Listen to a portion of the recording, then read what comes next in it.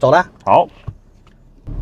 哎，看你车坏掉，太大声了吧？你是计较的啊？有没有开过车啊？有啊，当然来，啊。下来跟你讲，来看到这什么？为什么有铁锈？生锈啊！对啊，为什么生锈？下过雨，对或者是洗完车都会这样子哦所以你在刚要起步的时候，那个来令片跟铁盘没错。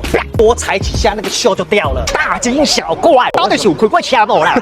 洗完车下大雨，你停着以后有没有？它干了就像这样，出去多踩几下就 OK 了。黑的瓦给呢，有时候你刚出去多踩几下会咔啪啪啪啪，正常，不是坏掉了。学起来吗？下方留言。